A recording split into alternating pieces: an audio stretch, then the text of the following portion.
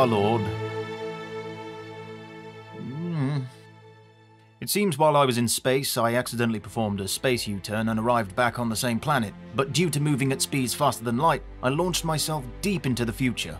The sand penis, much like a regular penis, has grown to encompass the whole planet. Now it's really sandy. Luckily, while I was in space, I discovered the power of perpetual motion, and I'm capable of constructing complex wooden spiders that traverse the sand dunes at my volition. This does not look like an efficient method of travel, but it is.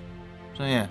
Welcome to Last Oasis, a game unique in the early access part of Steam in that it works. I'm not kidding, it runs well, the crafting system isn't overly grindy, and the fundamental premise of living nomadically and only temporarily claiming territory actually lends itself to an MMO. And the fact they divide territory up into servers that you have to consciously enter, and there are minor penalties for moving from server to server, means that servers stay fairly depopulated and don't lag to buggery. And I really shouldn't compare this game to Life is Feudal, but I'm still gonna.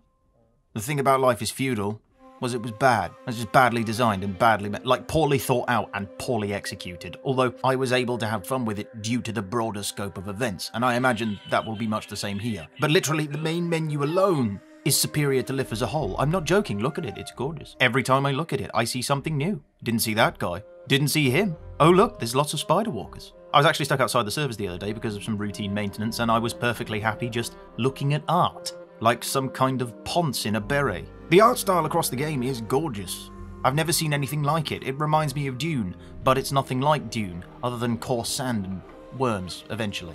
They say the walkers were inspired by Theo Janssen's Strand Beasts, and looking at them, I mean, yeah, that's about right. So I know I was joking about perpetual motion earlier, but these things are not as implausible as they may seem. I wouldn't say they're any less implausible than, say, complex feudal societies, not knowing how fucking ladders work. The actual premise of the world goes something like, due to a nebulous cataclysm, the Earth's rotation is fucked and a single day lasts a year. Humanity have to remain in the twilight region of the planet, and to survive, must remain constantly on the move, travelling wherever there is water and/or resources. And because there is only so much to go around, must murder the shit out of each other in the process. So, there's valuable stuff and incentive to fight over it. Like we needed any reason. So now you know the premise, let us begin, and let the autism flow. When I first arrived back on Earth, I was treated to a fairly comprehensive tutorial which taught me the combat, crafting, walker systems, and I was quite impressed with how quickly I was set forth into the world, so that was nice. Now, I'm under no illusion about how people behave in MMOs, and I'm under no impression that I'm special. If a player sees a little fish, he eats the fish. So I need a shoal of my own fishies to swim about with. As luck would have it, I was invited to join a group from my past. Yes, it seems the Ashefell space program was a success. I should join them, of course. They're actually very nice people. Also, by pure luck, when I spawned in, I happened to be on a server that was really close by, so that helps. Go figure. It's been something of a restful hiatus from organised guilds. In fact, I had just about got my life together before lockdown began and took it away from me. Now, all I have is time. So, straight back into the deep end. There's the Ashefell fleet. Let's see if they've matured. And now we're kind of moving to the east and trying to rebuild our way. Yeah, exactly. I'm gonna drive it. You wanna drive it, DC? You wanna drive it? Or? Oh yeah, I'll drive it. Okay. How big is it compared to like a Schmidt? You can actually not build it like. Oh guys, why?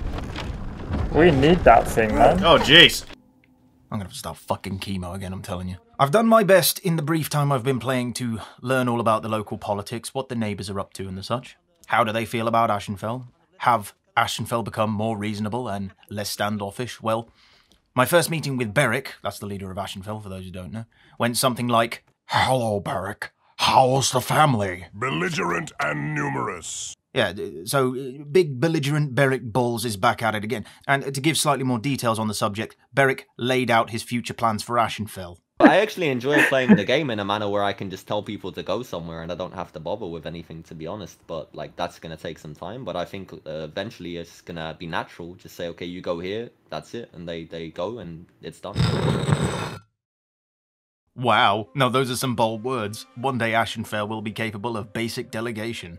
Anyway, the basic situation was laid out for me. The oases on the world map get claimed by guilds over time. They get burned away as the world moves eastward. The guilds make alliances, they make enemies, you know, the usual virtual MMO geopolitics. It is at least clearly defined who owns what, however, so although I can't tell you exactly where we live, since it would be utterly pointless because we move around all the time and so does everybody else, but generally speaking, In the south, there is Cobra, Spice, and everything nice. Those are our good friends, and to our north are the last pagans. They're the last of their kinds because they don't wash and they smell. SSHR, I'm sure I will make fun of that acronym at some point. Certainly in the days I've been around, they're who we've been fighting primarily. I spent some of my early days going on raids with the guild and learned all about the esotery of PvP, how grappling works, different types of walker and the such. Ashefell are good at these little border scuffles, which I'm adamant is helped by the number of ex-Lannisters and persistent world players who keep showing up in the guild. Border raids are cancerous. Well, we're from PW. Cancer is what we do. And Ashefell have been extremely welcoming, Beric especially. He has a thing for me, you see, much to the chagrin of the wider membership. By the way, Is your date over, Beric? Yeah, it is. We're good now. I haven't seen you ever fucking... What do you mean? I was teaching him the game! I was teaching... Exactly. I don't understand. He has never seen you. I never heard you. You were... You didn't call him a reader, dude. It was like love at first sight, Beric. I imagine this is much how Tom Cruise felt upon entering the Church of Scientology. It feels good, I actually see the appeal. I'm also fascinated by Ashefell's capacity for memeing their own members. It is outstanding. I feel like real life right now, Mike. Have a left. You feel fat, what? Just the other day, we were waiting to jump into another server to begin a raid, and I was on Beric's walker. The stable genius decided to jump to a different server, and then the server was full, so we couldn't get in. And he still hasn't heard the end of it. It's incredible. I was given a brief rundown of how hostility with the pagans began. In Beric's words, it was essentially border friction which snowballed. Patrols would bump into each other, fights would start, they would be answered with minor punitive raids, they would be answered by major destructive raids, and they would be answered with pitched battles, and as is inevitable with these things, genuine animosity was fostered. From what Beric told me, I've joined at a fairly good time. The balance of power is about as even as it's ever been, for some time. Not too long ago, Ashefell were badly outnumbered by the Northern Allies, but now things have changed with the merging of several guilds and large-scale recruitment. The numbers are now reaching parity. The first major engagement I participated in, I would say, corroborates that as well, although it was a tactical victory in that we controlled the field by the end. That was only after several hours of fighting and a metric arseload of material getting used up on both sides. Neither side ran out of walkers to field, and neither side dominated numerically in walkers or warm bodies. Also, it was a pretty balanced pitched battle, but the fight IQ on the side of the pagans I thought was quite impressive. They were deadly with those gas bombs, which have since been nerfed. In the past few days, however, there's been some diplomatic pressure for pagans and Ashefell to stop fighting due to friendly elements inside Spice not wanting us attacking pagans anymore, so the war just kind of petered out. So, although the battle itself had no effect on the bigger picture, I learned a lot from it. It was my first battle, and it won't be my last. From what I've been led to believe, protracted wars are less of a thing in Last Oasis, and it's quite possible, depending on the size and resolve of a guild, to deal a decisive blow to another. One such attempt at this was against a smaller enemy guild to our north called Cicada. There was no decisive blow, but we did break a fair bit of their shit.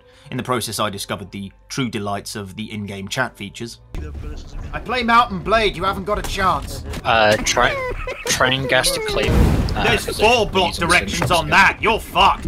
You're basically the clay raider, so... What can I say? Clay based. Hey, On the farm. don't fucking hit me, man.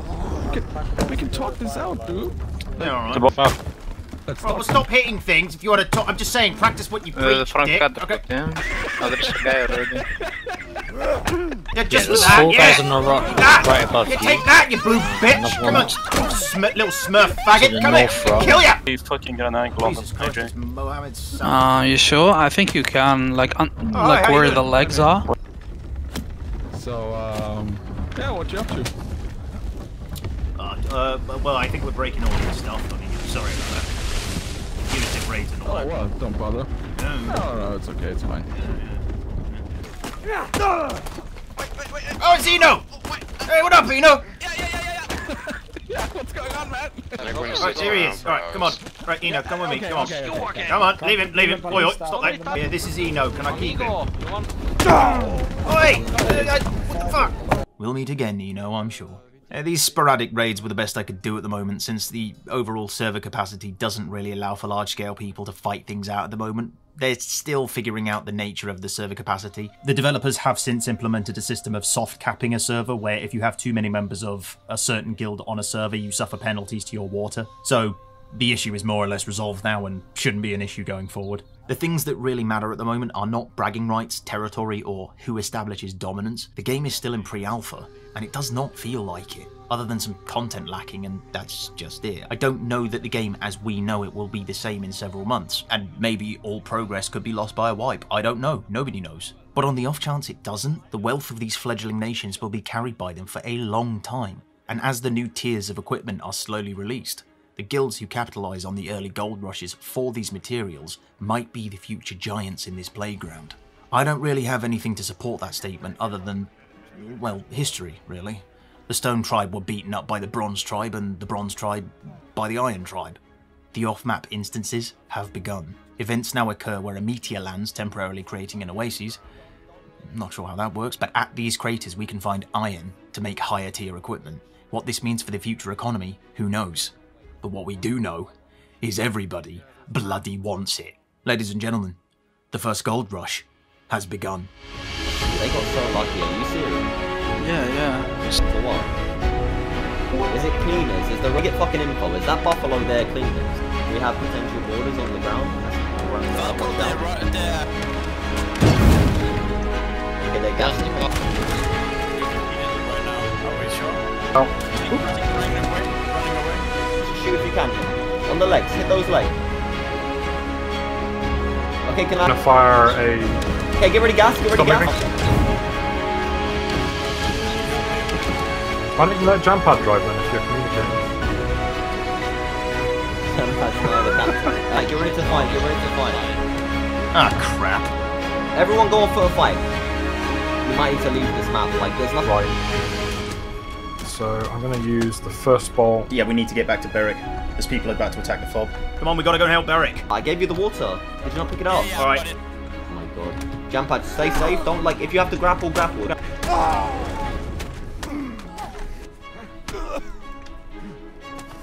Is now spawning on the ship. Oh, that's our guy. We have to Stick get the together walker if you away. can, yeah. Drive. There's one more coming again, yeah.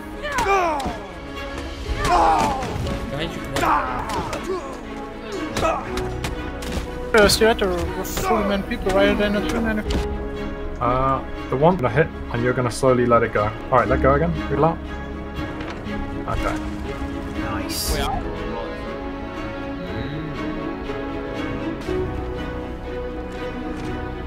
Okay, they're gonna board us. Yeah. They're gonna board us. Get ready. And get that. Alright, that will look Okay, it missed. Yeah, it was a decent one though. Jampad, go help him on foot. Fuck it, Jampad, go. Don't go in, get Oh, back. let him go. Let him go. He can catch up after the gas. You can get the loot easy. Just gas like the back so they can't run, you know. I'm gonna start backing up actually. I'm gonna get a better. Jampad, you okay? Sorry, Run away if you have to, Jampad. Someone gas further back, like on Jampad's position, kind of like further back on after that one. That guy. People are literally dying. Yeah, they're just running on the spider.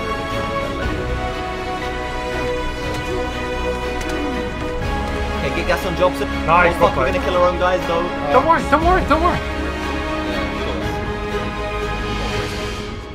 What, 14? All of that for 40? Fuck! That was just our ship mine, and we did have a few ships in there, so I think we got close to 100, but whatever.